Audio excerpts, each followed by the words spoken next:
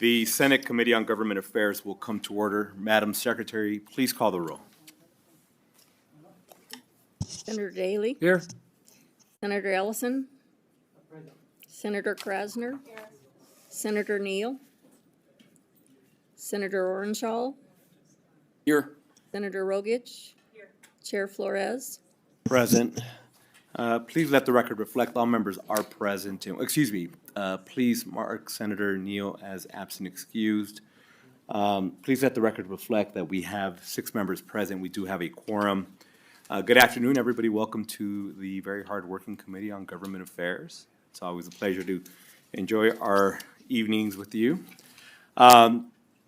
Just a little bit of the lay of the land. First of all, I want to remind everybody to please sign in. If you haven't had an opportunity to do so, right by our door. For those of you who will be testifying today, please provide our committee secretary with your business card should we need to contact you later for minute purposes.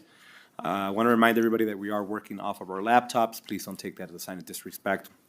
Additionally, members are walking in and out as we have other committees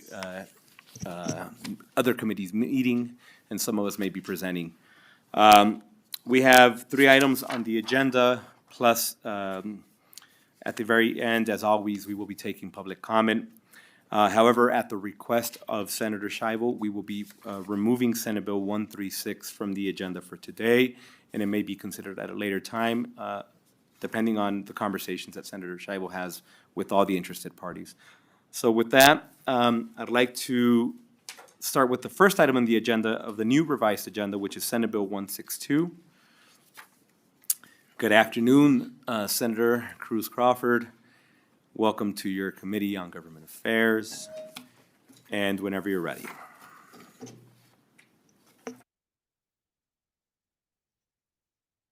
Thank you, Chair. Thank you, Committee of Government Affairs. For the record, I am Shelley Cruz Crawford, representing Senate District 1 in Clark County. I am pleased to present today Senate Bill 162, which revises provisions related to state funding. I am here today to present the bill with Madeline Krieger, who is the intern for the Majority Leader's Office and a former Nevada youth legislator, representing Senate District 13 in Washoe County. This is a bill that aims to codify federal protections on discrimination. Another hat that I wear is I am an equal opportunity officer for the Nevada National Guard. And though we are no longer hanging up diversity posters or anything like that, we still want our community to know that they are still protected from unlawful practices of discrimination based on disability, race, gender, and age. And so I am going to turn this over to Ms. Krieger and go ahead and present the bill. Greetings, Chair. Good afternoon, everyone. For the record, I am Madeline Krieger.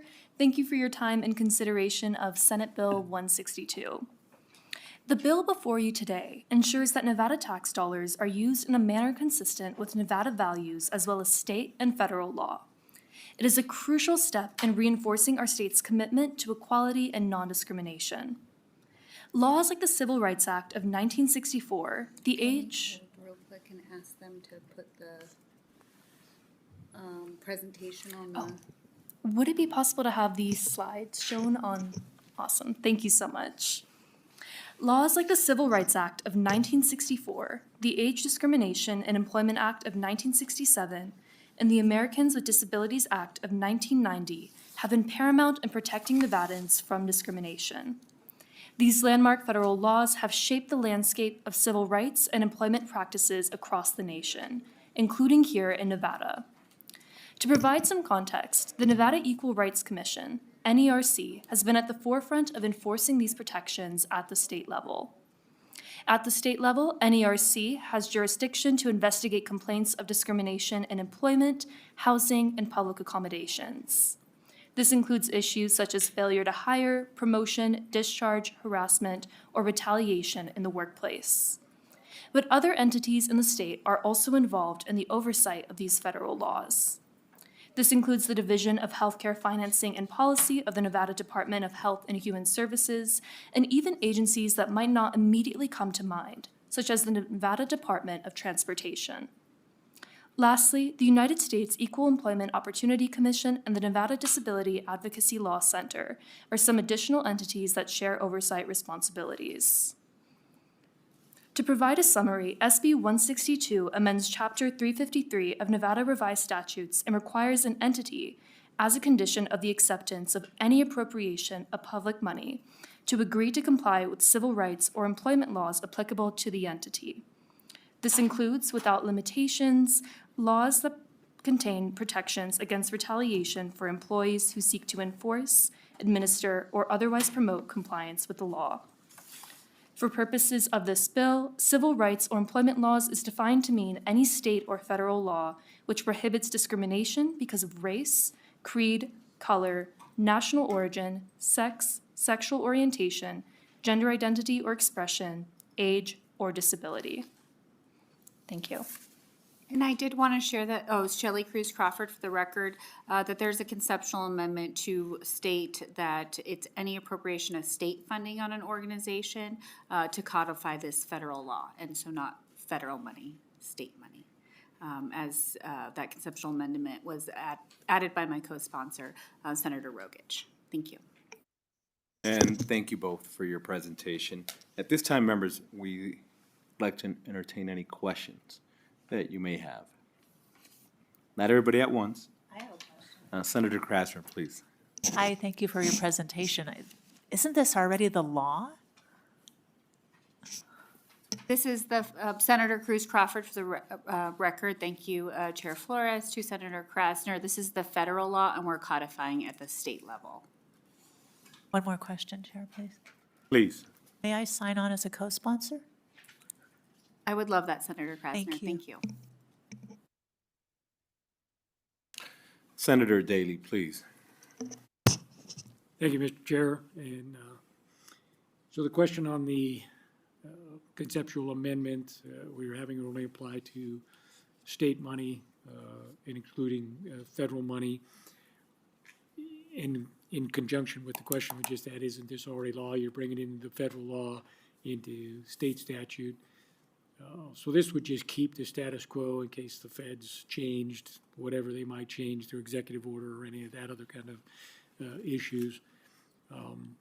So is that just to say, hey, we're going to exclude the federal money so that we can still accept that money and not have it withdrawn by the feds because we have this policy? Is that what we're trying to get to safeguard everybody? Chair, Senator Cruz Crawford, I didn't know if, or through Senator Daly, Senator Rogich, did you want to share the impetus behind that? If you would like to, if not, I can take a stab at it.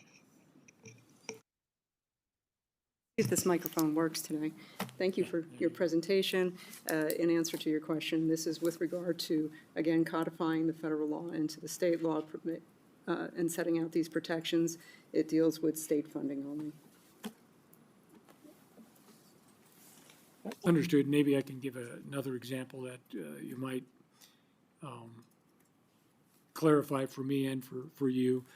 I know in the past, I think it was under George Bush the second W, he passed or signed an executive order that banned the use of project labor agreements on any federal money, any federal project. So if there was federal money in it, a project labor agreement would have been disallowed.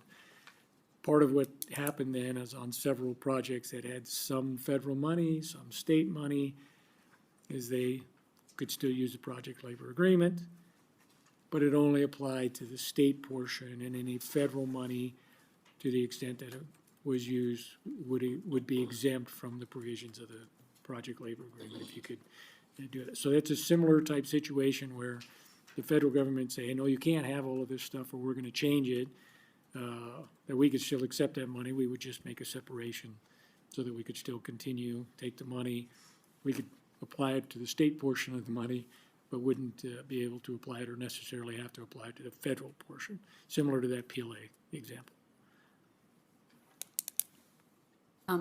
Senator Shelley Cruz Crawford, to Senator Daly, I see what you're saying.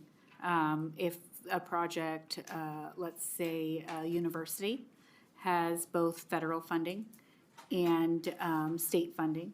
Let's say 50% of federal funding. As I read it, and we can get some clarification, they can still discriminate 50% disability because they only got 50% of funding, or if the Disability Research Center is paid through state funding, they would have to do that. My intention was if they receive any state funding, they would have to comply.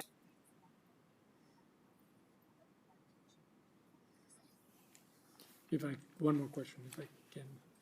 Please, Senator Daly. Yeah, and so just, and I know where you gave the example of the 50-50 type of a thing, and then the way, well, if it's commingled, how do you decide, and how does it be one or the other?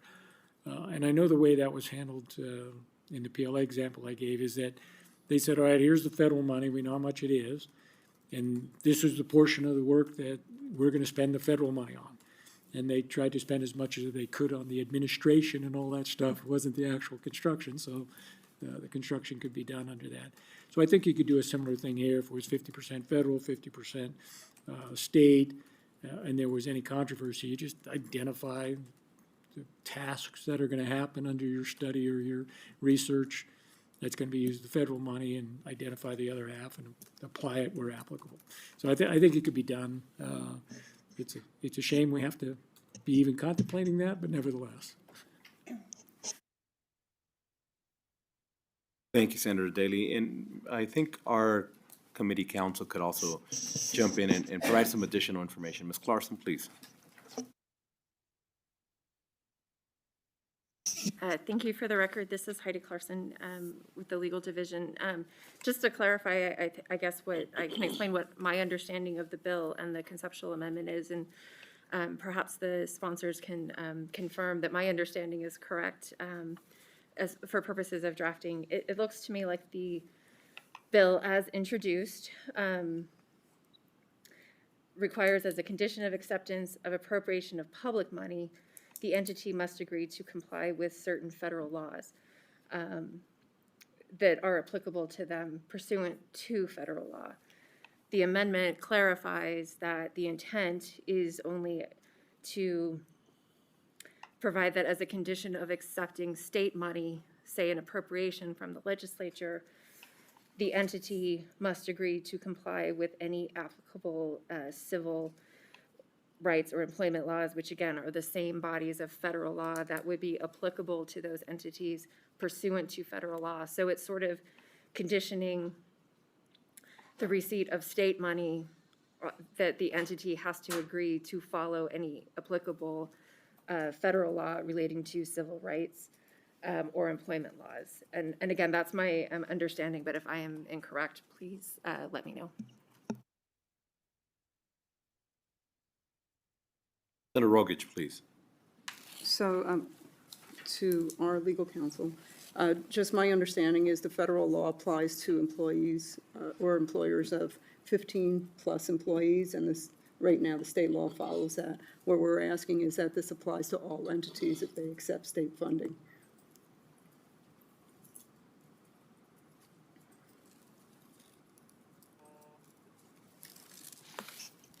I think we can maybe clarify the language a bit. The way I read the language of, again, the introduced version, as a condition of the acceptance of any appropriation of public money, an entity must agree to comply with any civil rights or employment laws that are applicable to the entity.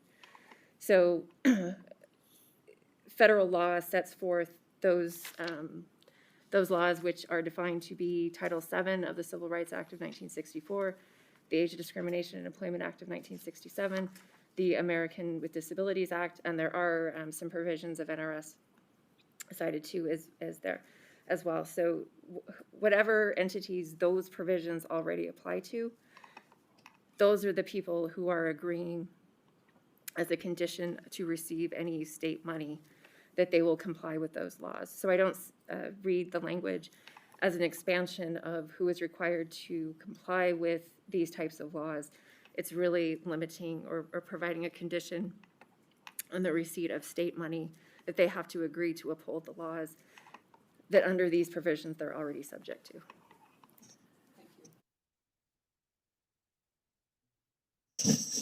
And thank you, Ms. Clarkson, again. Members, any additional questions? Seeing none, I'd like to invite both of you to sit back in the gallery. And at this time, I'd like to invite those wishing to testify in support of Senate Bill 162 to please come forward. In Carson City and Las Vegas. I see nobody in Las Vegas. We'll start here in Carson City. Good afternoon, welcome, whenever you're ready. Good afternoon. It would. Assembly side, I gotcha. Sorry. Good afternoon. My name is Tia Smith, TIA-SMITH. I'm a policy attorney with ACLU of Nevada, and ACLU of Nevada supports this bill. Thank you. Thank you. Good afternoon. Good afternoon. Thank you, Chair Flores, Vice Chair Orenshaw. My name is Wesley Harper. I am the Director of Government Affairs for the City of North Las Vegas. The city is in support of SB 162. We appreciate its prudence, and therefore we are in support. Thank you for accepting my support testimony. Thank you. Anybody else wishing to testify in support of Senate Bill 162, Carson City or Las Vegas? Seeing none, at this time we'd like to go to the phones. BPS, anybody wishing to testify in support of Senate Bill 162? If you would like to testify in support of SB 162, please press star 9 now to take your place in the queue.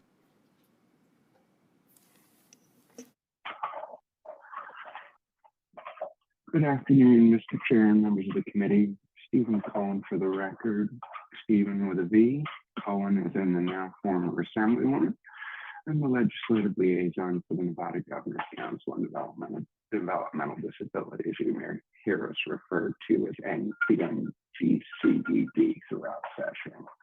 We support the bill as it holds significant importance for the disability community. The bill mandates, as has been discussed, that any entity accepting state funds as proposed must comply with applicable civil rights and employment laws, explicitly including protections against discrimination based on disability.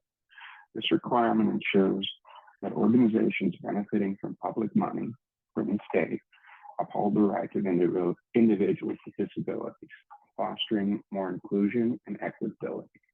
By conditioning the receipt of public funds on adherence to these laws, 162 aims to promote compliance with the ADA and other relevant statutes. This measure is a proactive step towards safeguarding the rights of the disability community in Nevada. Thank you, and I stand ready for questions and comments. And thank you for calling in. I don't believe we have any questions for you. BPS, do we have anybody else wishing to testify in support of Senate Bill 162? Chair, you have no more callers at this time. Perfect. Thank you. At this time, I'd like to invite those wishing to testify in opposition to Senate Bill 162, Carson City or Las Vegas. Seeing no one in Carson City or Las Vegas, BPS, anybody wishing to testify in opposition over the phone? Chair, you have no callers wishing to testify at this time. Thank you. BPS will stay on the phone. Anybody wishing to testify in the neutral position for Senate Bill 162? Your public line is open and working, but you have no callers at this time. Thank you. Anybody in Carson City or Las Vegas wishing to testify in the neutral position for Senate Bill 162?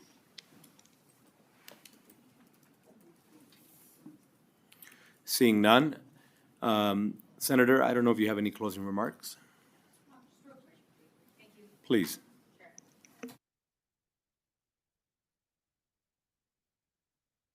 Thank you, Chair Flores and committee. I just wanted to thank you so much and everyone that provided public testimony.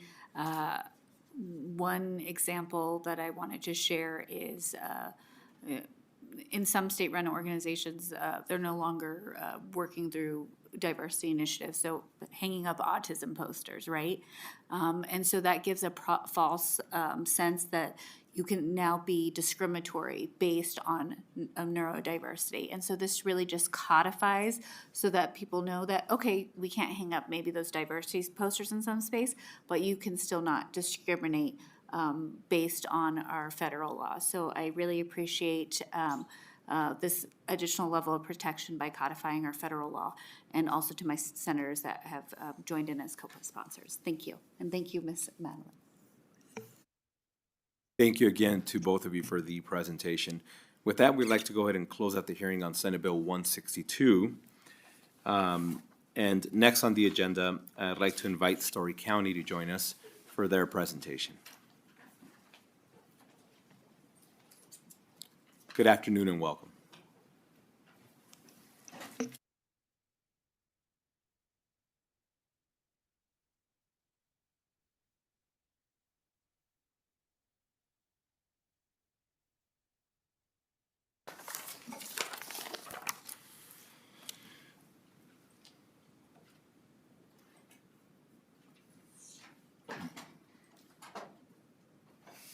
Awesome. All right.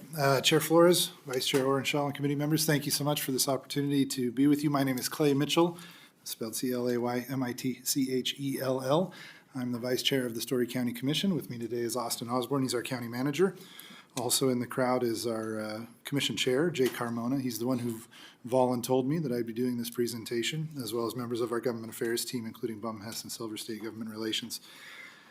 As we get started, I just want to point out that we will, you'll see some comparisons or numbers from some of our regional partners. And we certainly didn't include these to pick on anybody, but really to give kind of a scale of what's happening and to point out some of the regional complexity and acknowledge the interdependence that we have within the region. To orient about Story County, you know, most of you are familiar with who we are and where we are. We're tucked right up against the Reno-Sparks urban area. And we have I-80 along the northern boundary. Virtually none of I-80 is in the county, and I-50 along the southern boundary. In fact, if you were to turn kind of to the northeast, we put radio towers up at the corner of Story County just so you know exactly where we start. We're right over there. We really live in two worlds. You know, my district in Virginia City is very historic, and arguably the reason that Nevada is a state. But as you can see from the pictures at the top, at the other end of the county, we have cutting-edge technology.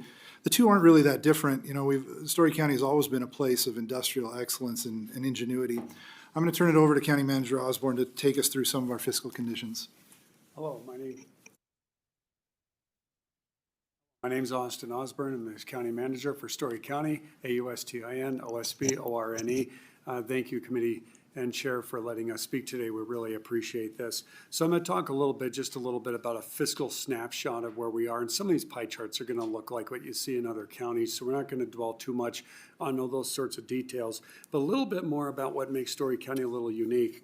And in this slide here, we have revenues just like any county does, but we're very reliant in Story County on revenues related to permits and plan review fees, as well as revenues related to property tax. A lot of that has to do with the Tahoe Reno Industrial Center and the fact that we don't have a strong residential base that we're going to talk about corrections we're going to make to that later in the slides.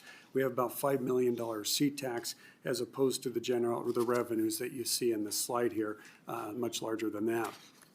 When you look at our expenses, they really tie together, and there's a piece of pie missing for a reason. This is our general fund in the regular pie, and what we have is about $21 million in revenues. But when you look, in expenses, those revenues that come to the county, most of them come from the Tahoe Reno Industrial Center. That area is geo-fenced in such a way that the revenues that come from that park, a portion of it has to go back to paying back infrastructure for the industrial park. And that's what that pie piece is. This year alone is about $5.7 million. And we'll talk about some details later. But generally everything out of the park, 35 cents on the dollar net, ends up being paid back to the park like a mortgage. So it's an important piece of our pie that is not typical to most local jurisdictions. So I'm going to talk a little bit about this slide. This is important when you look to the left to the right about history, where we were and where we are. If you go to the left in 2005 and even a little bit before that, this is about the time that Story County lost its sole source of revenue, and that was the brothels from Joe Conforti. As we were from the history, he has left to Brazil to have a very long vacation as the federal government said he needed to pay some taxes. But that really began a point where Story County did not have the ability to pay its own bills. The state of Nevada was floating the county year after year and was in the process of carving the county up and giving it to its neighboring jurisdictions. At that time, a very long story that can be made short is Roger Norman came to town with Lance Gilman, and the county came together with a vision to create an industrial park out in the desert in a place that people kind of laughed at and thought was foolish and that would never work. And they joined together and created a partnership. And Mars Calcan was county's first building that really was our version of the Flamingo, and USA Parkway we like to kind of see as our version of Tropicana Boulevard or Las Vegas Boulevard, however you want to look at it. It's quite a similar story of going out into the desert and creating a dream that normally wouldn't be attainable. That area in the middle that you see that end fund balance has grown quite a bit outside of those expenses and our general revenues. We did not spend a lot of money during that time because we didn't know exactly what our outlook was going to be. We also didn't know what those 10-year post-abatement situations with Tesla and Redwood and some of the other companies would be. So we're very conservative on our spending, especially until the checks actually started coming. We didn't spend the money up front. So you're going to see that number at the top drop significantly this year as we now are finding ourselves a little bit more of a predictable environment. You can see at the bottom, that's that tri-payback. I'll talk about it later, that we have to pay for that infrastructure. So Gigafactory, for some that aren't familiar, Tesla is paying its first year of post-abatement tax revenues for property to the county. And I want to show a little bit of perspective here. There was some rumor out there that Story County was going to pull in $35, $39, $50 million. And we knew from the beginning we were probably targeting about 12 to 17, somewhere in that neighborhood. And so far, our target looks like it's going to be about right based on revenues so far. We're going to give a little perspective. What does 12 or $15 million look like for Story County's budget, as you see in blue, versus a larger jurisdictions? We're not picking on Washoe, we're just using them as a large jurisdiction because they're nearby. You can see it's really a drop in the bucket for a large jurisdiction. It's very important to a small county like us to be able to handle what we have coming. We do want to remind us that Story County is the leader in tax abatements, about $1.8 billion. This is a little outdated. Abatements in Story County. We are familiar with gigafactories and lithium manufacturing and data centers and the whole gamut of things. It's been a fun ride. So sustainable services is an important slide to us.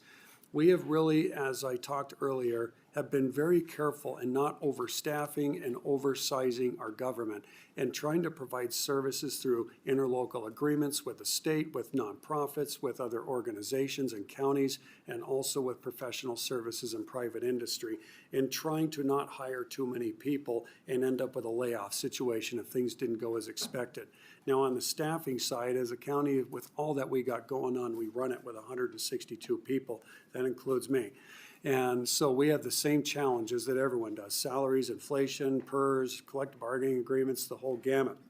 But what we're having a hard time with right now, in addition to inflation, is we're sandwiched right there between a very large urban jurisdiction and the rural side of the state. And when we're bargaining these agreements, it's like the urbans are paying substantially more, especially for management positions and specialty water, and sewer people, very specialty positions. And we're having a hard time competing with that with the wages we pay, and we get poached all the time. As soon as somebody gets those certifications, off they go, and we have to start over again.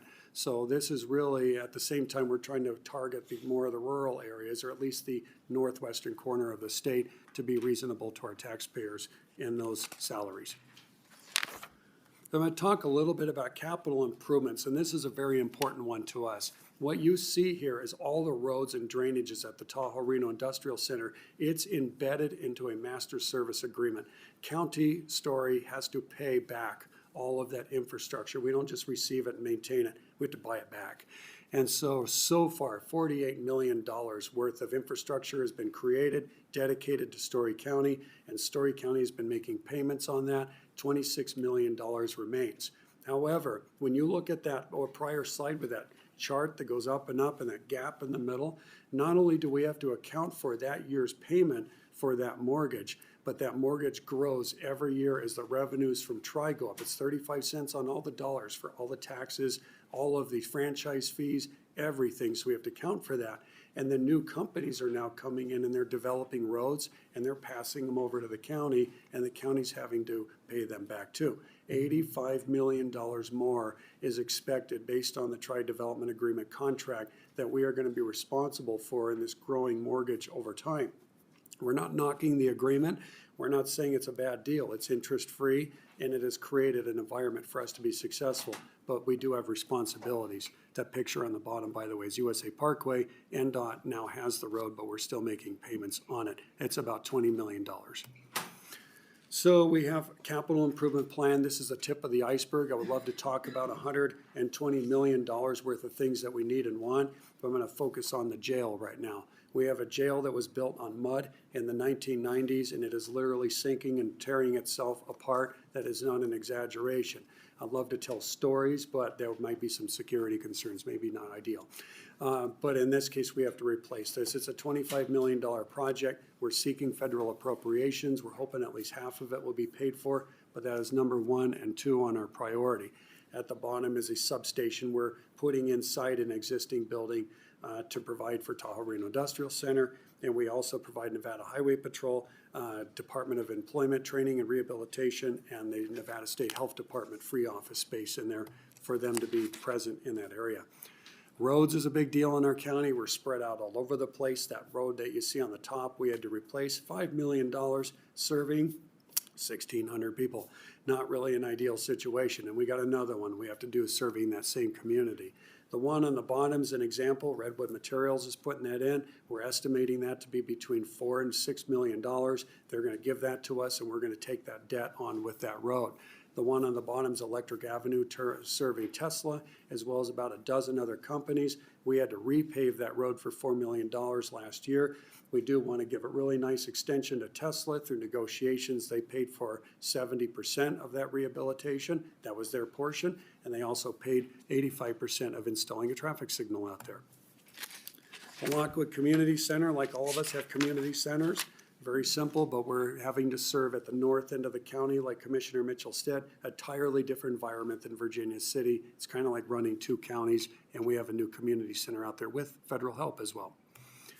So the water is a huge thing. I want to really start with, in this slide here, all of the water for the Comstock, the south end of the county, comes from the Marlette water system. When you drive here from Reno and go over the freeway, that water is underneath the freeway at 800 pounds per square inch. We have put $10 million of county money and bond money into this project, in addition with help from the federal government, to replace lines, tanks, and other appurtenances.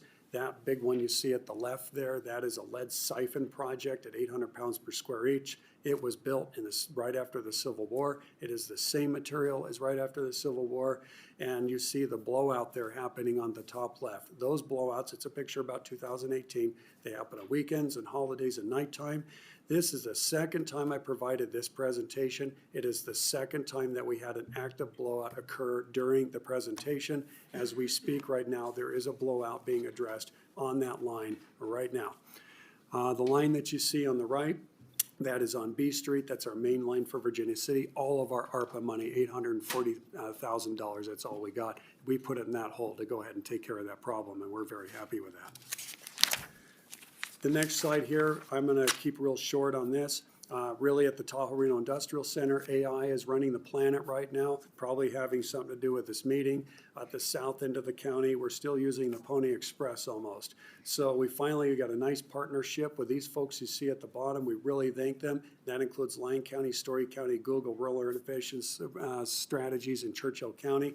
We're stringing up broadband in the south end of the county and in Silver City, Lyon County at no cost for us to get into the 21st century. Some people ask, are we getting federal appropriations? Here's a slide. I'm not going to go through all these, but yes, I have a wonderful team. I would bet that would rival any county in the United States on being able to pull money out of Washington. And for the region, I'm going to pass this back over to Commissioner Mitchell. Thank you, sir, and thank you, board. Clay Mitchell for the record.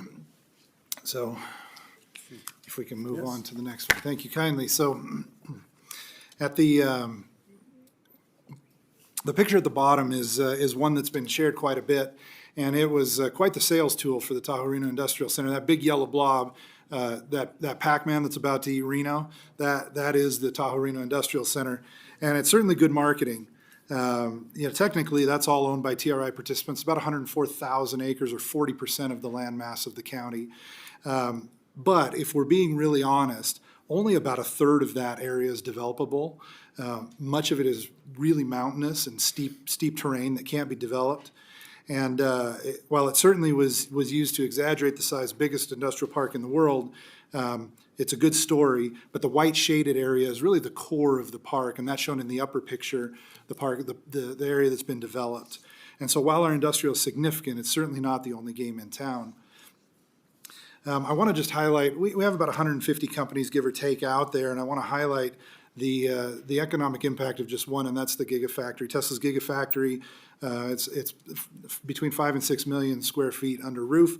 10 to 12,000 people work out of that factory, and about $750 million a year in payroll flow out of that facility. These are just some of the numbers that have been reported regionally and by some of our neighbors about the impact. And certainly the second number there, $58 million, that's an annual number of sales taxes that are generated and were generated even before the abatements began to expire, which was this last year.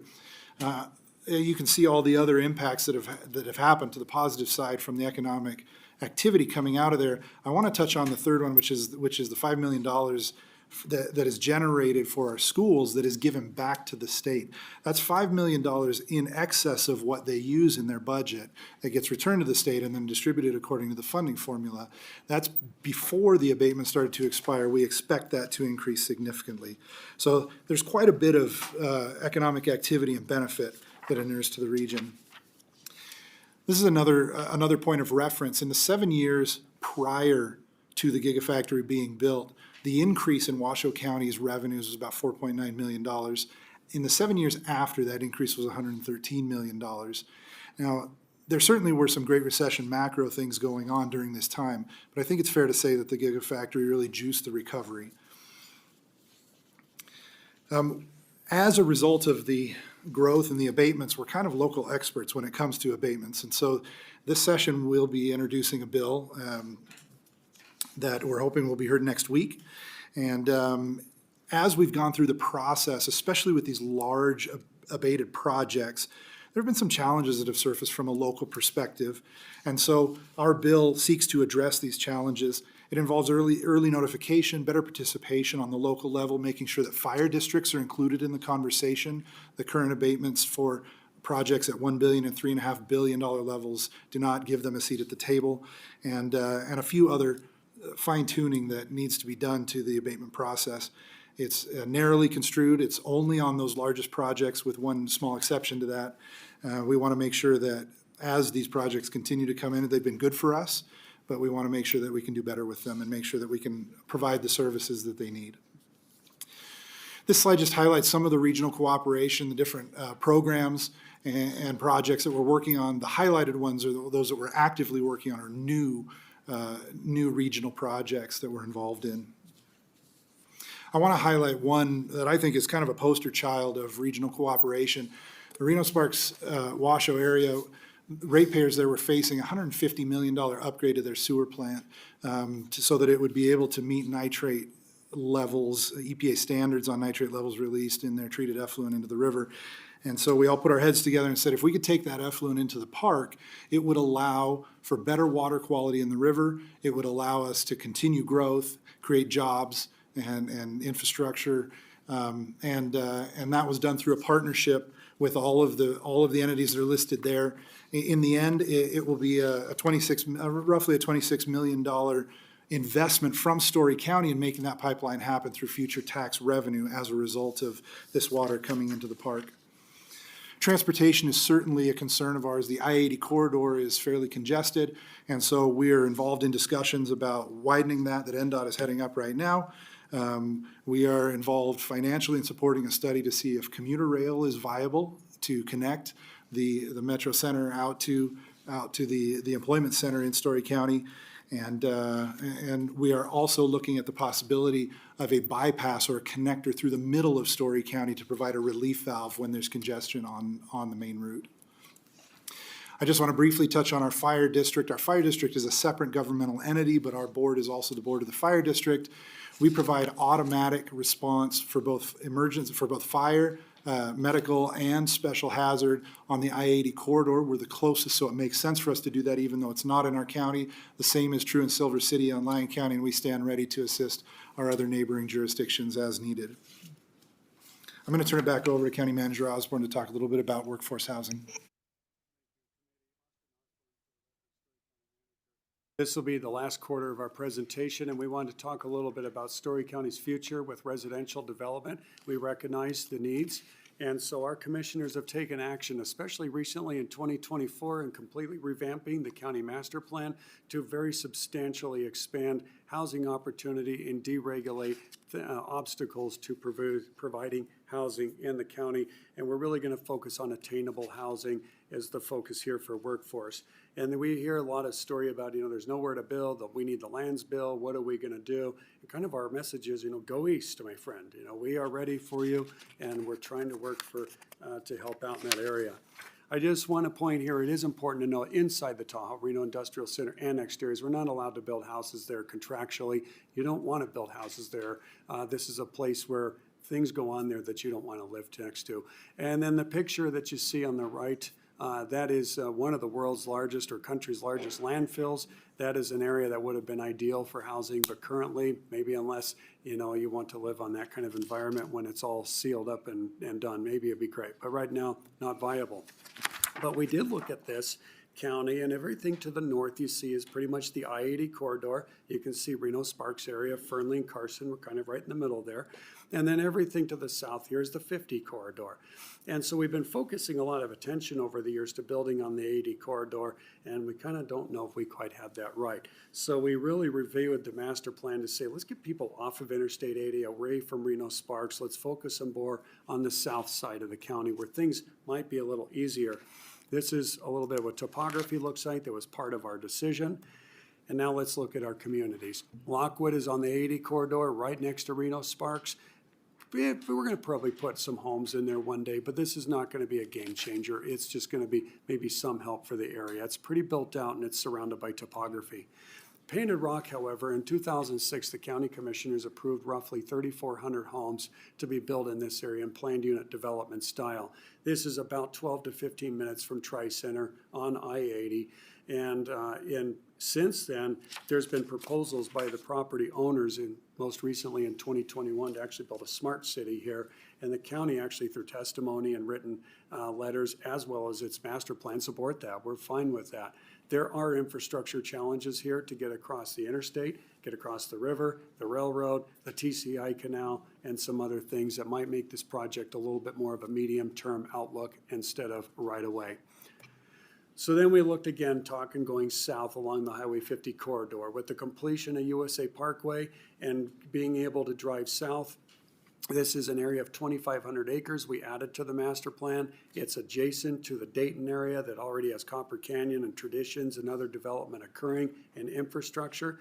We believe 2,500 acres could translate into 10,000 homes that translate into about 25,000 people, roughly the number of people that work at the industrial center. This is kind of what that area looks like for those folks not familiar. It's pretty flat, pretty easy. If you were to pan the camera right or left, you'd actually see homes in the adjacent Lyon County being built. And this is the best thing about it. We measured going north from Tri-Center I-80 to Reno Sparks and found it's about 40 minutes to the nearest housing subdivisions that are being built. If you were to go south on USA Parkway, it's about 40 minutes, same distance, except this is the road. This is what the road almost always looks like. It's divided, it's not a freeway, but it's very well maintained and well built and new and modern. And it would be, we believe, a very easy connection from Tri-Center to this general area. I want to just mention that we did mention American Flat in the master plan as a future potential development area closer to Carson City. Not necessarily we're going to call the workforce mecca of the near future. There's some issues like BLM land to deal with here. However, this is in the Marlette water system. It's in our Marlette master plan as there is water. There is plenty of water to develop in this area. And then we're coming to a close here. I just want to point, by focusing our attention to the south and really implementing Story County's way of doing things through efficiency and expediency and easy to work with, we're affordable. We are easier to build with, and we'll work with developers and try to make things simple. We allow accessory dwelling units, we allow tiny houses, zero setback residential, manufactured mobile homes, mixed use, high density, simple streets and curbs. We'll work with folks. And we changed our water ordinances so where you don't have to prove water at the tentative map, you now can do it at final map and just get a letter of intent at tentative map to get that thing moving. And we really appreciate UNR, Nevada Rural Housing, developers, and other people in the state that have really been consulting with us and giving us ideas on how to do special improvement district financing and other ways to maybe get something like this off the ground in our county.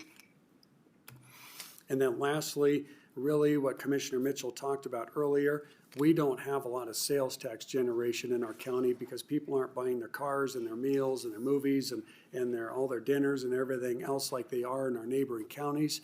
We want to change that. We want to add residential and then have mixed-use components like that, like you see in the picture here. Washoe and Reno and Sparks have worked on creating that mixed-use environment to generate those revenues that will offset the costs for our county and be sustainable into the future.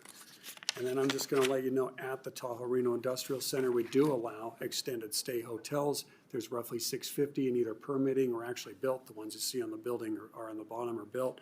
And folks are living there short-term that are working out at the industrial park as part of economic development. That blue one right in the middle is Small Strides. They got 250 kids capability out there. We're trying to help them get the word out that there's a daycare out there for folks. And then lastly, really, I just want to focus Tri-Center. We have a development agreement out there. It provides a 50-year outlook for those companies. It provides zoning and regulations and fees locked in 1999. That's exciting for economic development. It does create and foster some challenges, of course, for the county. And it's important to note we are kind of stuck in that environment when we're talking about regional issues. There's our system. It's not rocket science. We're easy to work with. We're responsive. Our team works as a team. We do everything concurrently in plan review. It's not, there's no secret sauce. If you want more information on that, you can scan the QR code. We have a short version and we have a long version of all the data supporting today's presentation. We really appreciate your time on this. Thank you. We're happy to answer any questions. And thank you both for the presentation. With that, we'll open it up for questions. We'll start off with Senator Ellison, please. Thank you, guys. Great presentation. I do got a couple questions. Have you looked at what it costs to go across that river permit-wise? We've run into that a few times, and when you get into the federal agencies to cross a river like that, it usually costs quite a bit of money. That's my first question. Chair, through you, would you prefer how do you? Please go direct. Thank you. Osborne, for the record, and answering your question, Senator, we don't know for sure, but $70 million to get across the river, the railroad, the TCID canal, federal land, connecting to the interstate, as we've been told, is probably a somewhat potential number. We recognize that, and that's why we want to focus more of our attention in the short term to the south end of the county, while resources might become available for that other area. I totally agree, because every time we've ever looked at one, it's so massive. The amount of money and the restrictions and the permits are just unbelievable. But I do have a question about going down USA Parkway. And I just went through there the other day, and it got it just great. But how far does the land go for the county to the roundabout that goes down, like you're going to turn roundabout and go down towards Dayton? How far do you guys go down boundary-wise? Yeah, Clay Mitchell for the record. Thank you for the question, Senator. I'm going to say it's probably about 2/3 of the way until you hit the county line. You'll notice you climb up out of the park and then it starts to drop down. Maybe a mile down the other side is where that county line comes across. There is some industrial land on the other side. We understand that Lyon County is interested in developing, and there's some developers there. It would almost be a continuation. The core of the park itself, the area covered under our agreements, is a smaller area. And so while technically the big boundary is all foreseen to be industrial, developers could come into these outlying areas and come up with a different agreement or a new development agreement that would set slightly different rules or ways of doing things. And so it's a little more wide open in how that gets developed. Please follow. It's amazing what you've got done and how you've got done. And we were just talking about it this morning about, the water that went down there that was contaminated and that was quite interesting. But you guys have done a lot for what you had, and my hat goes off to you. Thank you.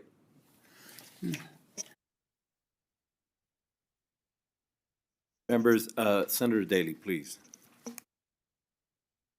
There, couple questions, but one of them's easy, the other one's harder. So we'll do the easy one first. My colleague here to my left was asking, do you have water issues? And I said yes and no. I says it's kind of complicated. You might be able to expand a little bit because you have the Lake water system for Virginia City and the American Flats area, plenty of water, infrastructure issues, if I recall correctly. You're building the pipeline now, or it's just recently completed in agreement with Washoe County to come into the industrial park. And then you have water rights and everything that come with that. So it's a yes and no type of an issue. I don't know what the water issue is or aren't in the Mark Twain area or Painted Rock, the rest of it. Lockwood's right next to the river, and as you said, you have topographical issues. But if you just give a basic on the water issues.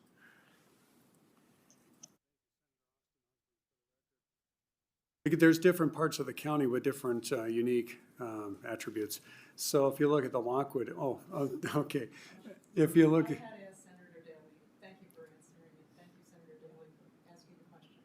Absolutely, I'm happy to answer it, hopefully. The Lockwood area, there are some water rights in that area that might be available for development.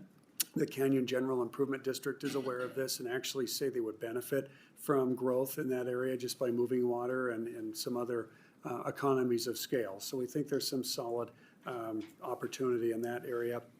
We're aware that the folks that are involved in the Painted Rock area, that they are looking and seeking for water potential to serve that area. There was water rights on that property in the past, going back to, I'm going to roughly guess, 2000, 1999-ish. Those water rights were all purchased and then relocated upstream to the Reno Sparks Washoe area to serve growth there. So unfortunately, those water rights are no longer available, but I know the folks are working real hard to try to get that addressed. At the south end of the county, I'm not going to tell you everything's great, in the Mark Twain area with water. The developer of that area will, of course, have to, like anywhere in Nevada, seek water, look for resources. There might be water in that area that may or may not be marketed. Lyon County is right next door. We have talked with them potentially about doing, interlocal agreements with Dayton Utilities. There's a lot of things that need to be done with a conversation like that, but that outreach has begun. But developers would be looking in that area for that water. As far as the Comstock goes, there's the Franktown decree that doesn't allow that water that's being used on the Comstock to be used in other places. We have talked about, and our water master plan does address a footnote, as we call it, to say, if we were able to move that water and provide it in the Mark Twain area through some kind of an amendment or an agreement, we would support that. And we have data to show what that would look like in our gallonage and our capacities for that system. And there may be potential, some actual capacity in the system for that. We know in the American Flat area that I talked about, that's already in the system. We wouldn't have to make those amendments to make that adjustment. So, and then there's other parts of the county too we're looking at, what would the cost be and how would we do it? But we're certainly open to a regional discussion and have been about options that might be available to help kickstart some of these projects. I hope that's helpful. Thank you. If I may, Mr. Chairman, two quick additions to that. The Canyon GID, which serves Lockwood. And if I could just have you state your name for the. Absolutely. Clay Mitchell, Story County. Thank you. The Canyon GID in Lockwood, as County Manager mentioned, would benefit from some growth. They've recently had to deal with some PFAS issues. They voluntarily did some testing early on and found elevated levels.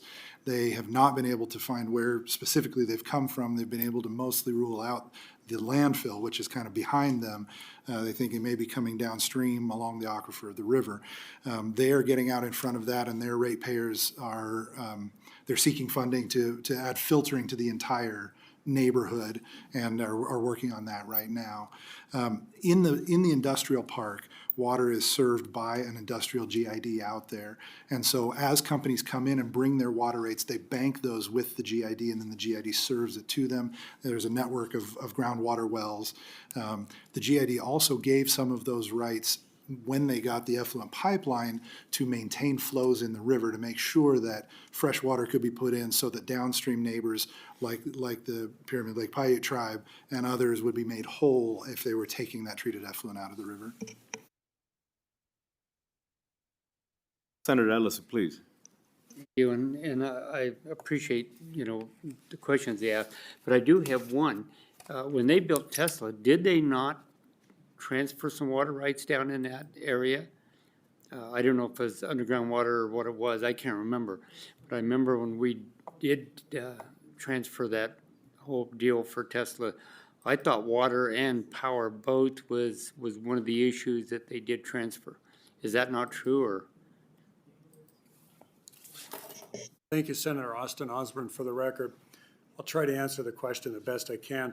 So Commissioner Mitchell talked about a slide regarding an affluent pipeline where water is moved from downstream into Story County for economic development. There was an agreement with NDOT was involved in that. Tahoe Reno Industrial Center, GID, was involved in that. And there was the transfer of water rights from basically industrial uses and whatever NDOT had planned for it into the Truckee River. That may be what you're talking about with that transfer of the water. I know there was other things at the Gigafactory financially, but the water transfers I'm aware of were in that regard. We certainly could consult with the Tri-General Improvement District just to follow up again and see what maybe agreements or how many water rights they have are associated with the Gigafactory. We would be happy to get right back with you on that. Maybe Mr. Daly can remember, but it was quite a while ago when they were doing the setup for the Tesla, and I remember that it was transferred, but I didn't know who it was, and I can't remember who it was. But it might have been NDOT, but I know that there was an issue between NV Energy and also the water that was transferred. So, but I thought that would go into that whole area as a bank. You might check into that. It's been quite a while ago when they started Tesla. Respond again. Please. Another part I want to add to that might help answer the question. That affluent pipeline project has 5 companies associated with it. And those companies are the ones that are allowed to use that affluent water, and there's a payback program and all that. The Tesla Gigafactory is one of those participants. So hopefully that answers your question, along with some other key companies. Thank you. And I accidentally cut off Senator Daly. Please continue. So the more difficult question, and I'm trying to remember, and maybe you have an answer, I'm not sure.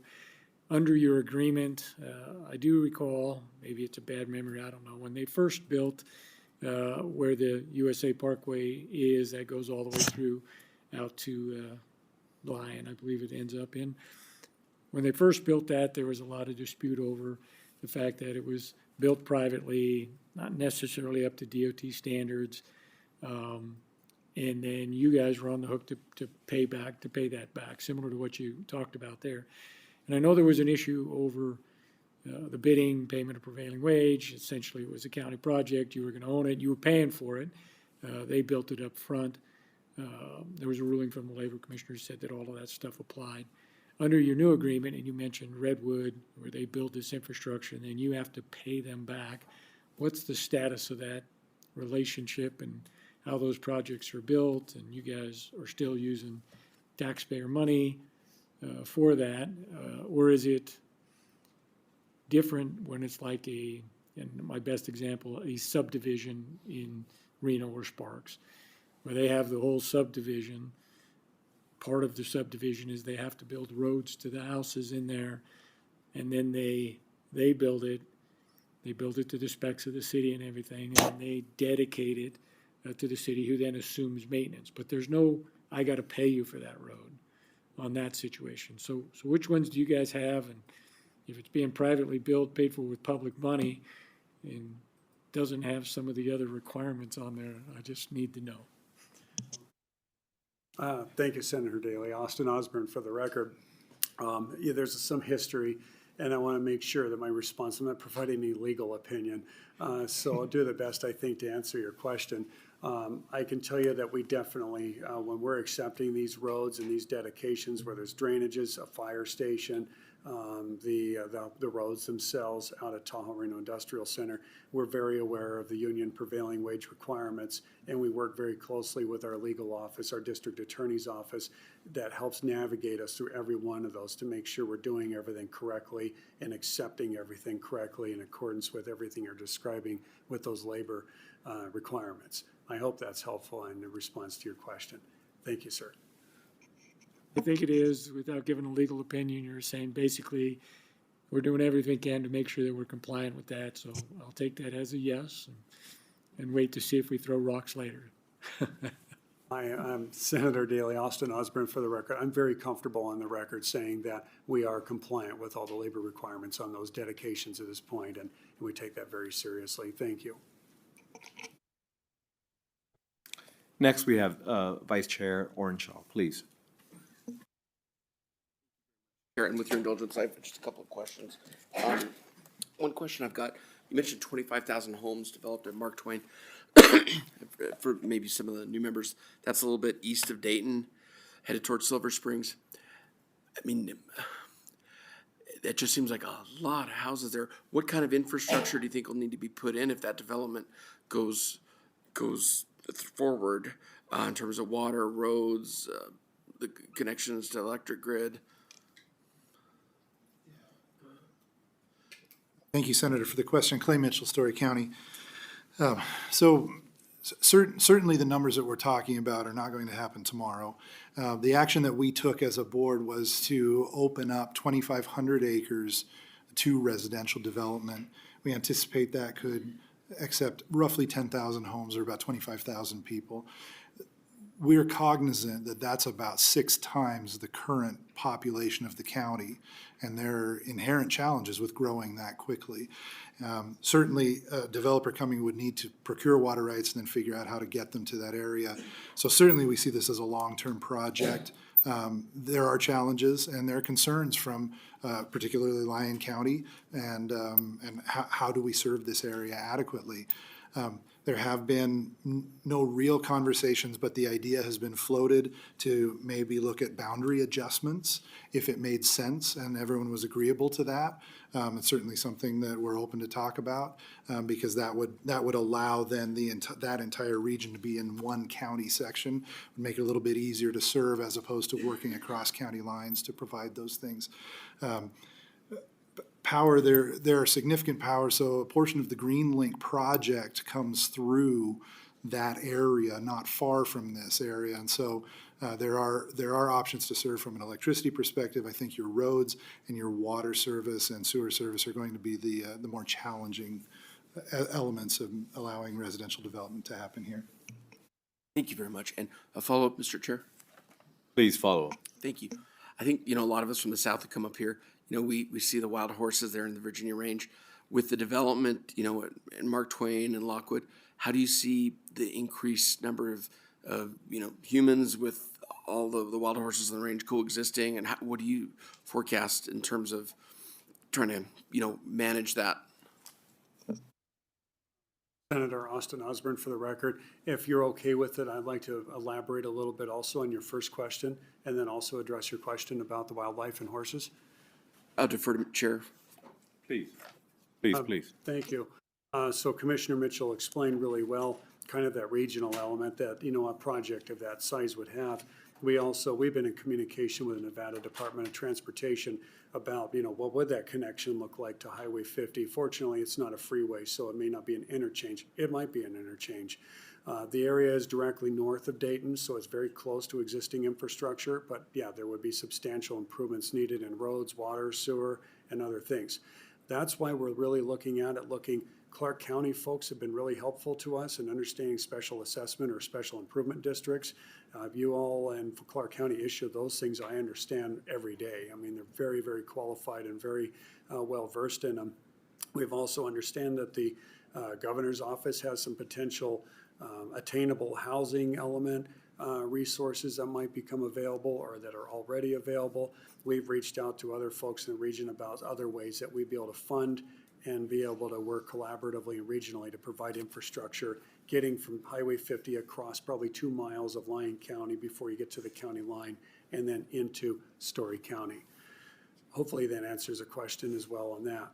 As far as the wild horses and wildlife go, in our master plan for planned unit developments, and we've integrated it into Title 17 or zoning ordinance or planned unit development ordinance, there is requirements for open space, and that open space needs to be contiguous between different developments and including within the development for the sole purpose of wildlife and horses and other corridor migration patterns that would be required in a planned unit development of that size. Thank you. Thank you. With your indulgence, Chair, just 2 brief follow-ups. No, please do.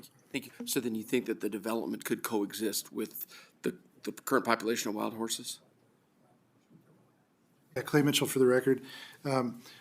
As we pointed out, much of the county is really mountainous and probably never developable. And so we expect that to remain. Certainly there are nonprofits that are working on trying to manage the size of the herd on the range. But we believe that it would be workable to not interrupt or interfere with their natural habitat. Thank you. And with your indulgence, Chair, I promise this is my last question. No worries, please do. Thank you. My colleague from Elko spurred a question in my mind. He asked about the Gigafactory.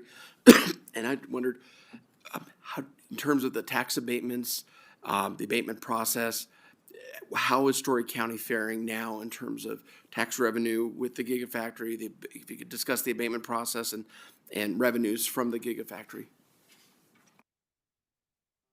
Happy to answer, Senator Austin Osborne for the record. So kind of going back, we saw in 2014 and 15 as the Gigafactory, despite some of the challenges or all the challenges, it's an investment. And so in that period, we knew that we were going to endure 10 years of no tax benefits. But Tesla was very open and willing to negotiate a government services agreement with the county to offset its cost. And we actually renegotiated it in 2021 just to do a true-up with the conditions that changed over time. And we're really happy with the partners of that. Chris Riley and his team were part of that. He's now working in transportation with the state. And so it is really that arrangement as a future opportunity for future tax revenue that we looked at is probably going to be our savior for our ability to put money into those capital improvements that you saw in this presentation. Without that investment at the time, we wouldn't be seeing the $15 million increase that we see today, as well as even some of the other post-abatement money or even partial non-abated funds from other companies that are helping us not only with our operations, but with like I said, water and sewer infrastructure, with road infrastructure, drainages, new things that are coming to us as the area grows and the park grows that we're having to deal with that we never did before. We would not have had the means to do that without that investment we made in 2015.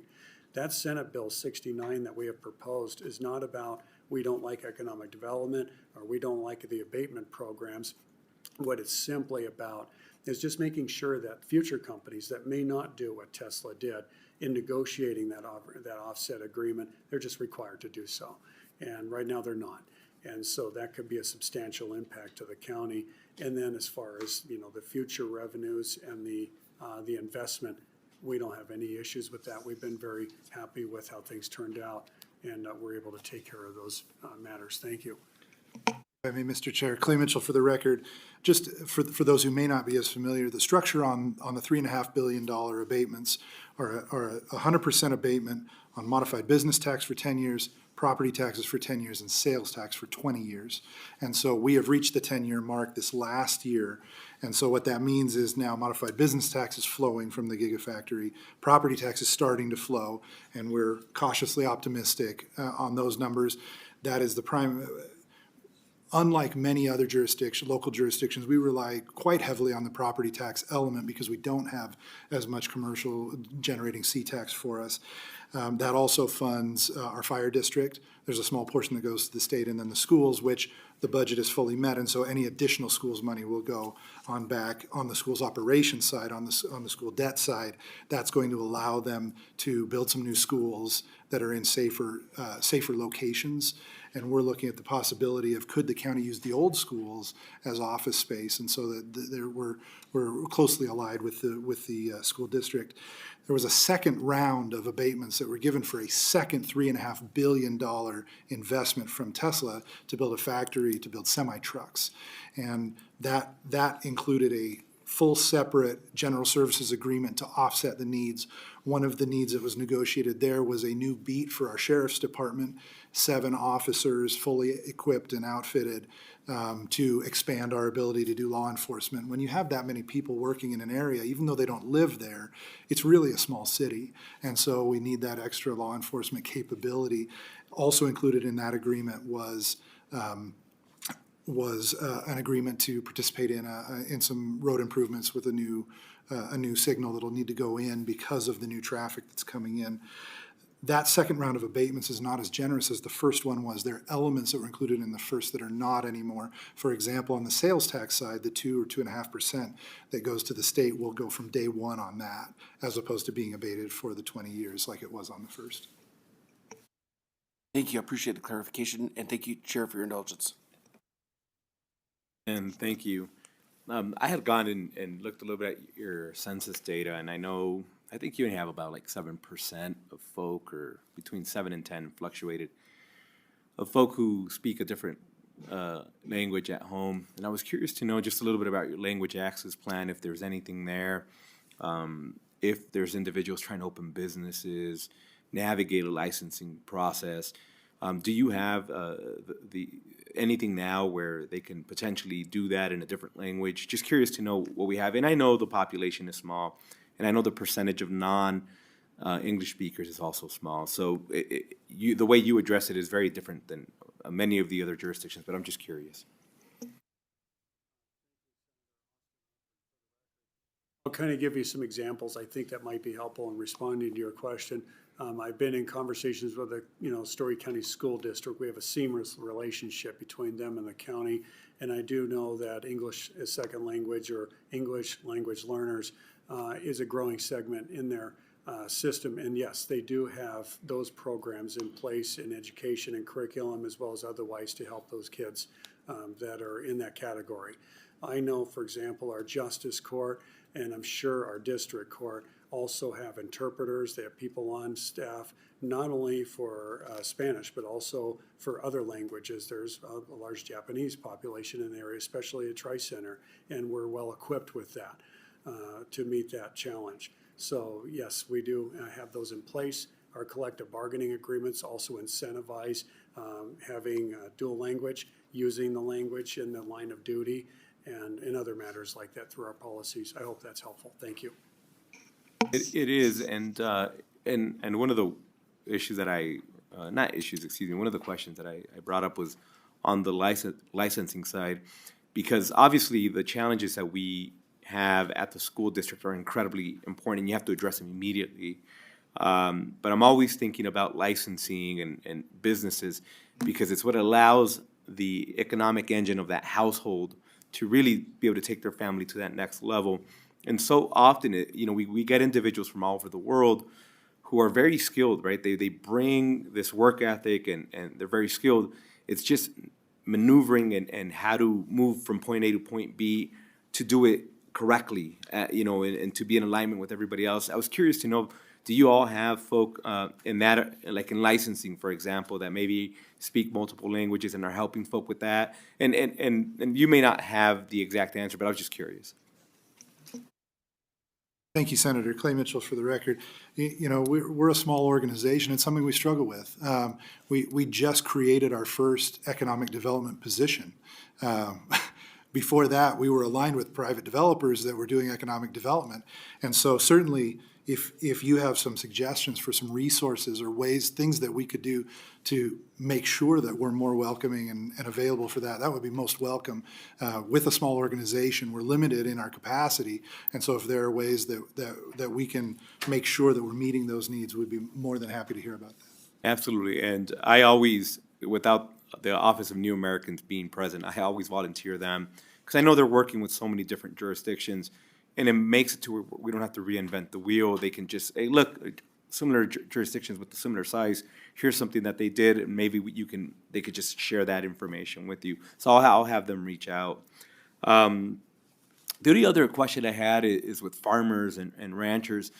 Do you know if they utilize the H-2A temporary agricultural programs, how much that's used?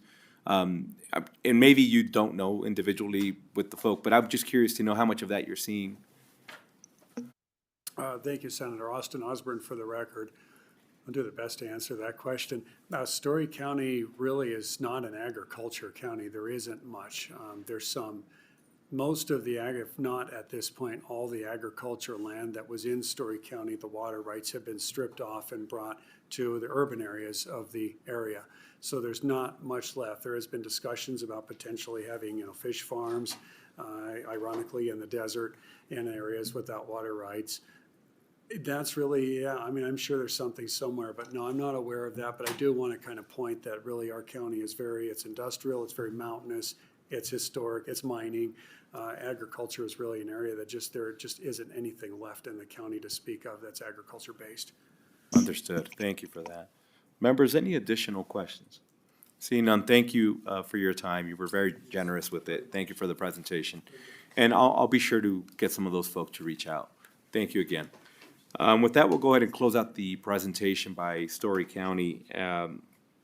And at this time, I'd like to invite anybody who is here wishing to join us for public comment to please come forward, either in Carson City or Las Vegas.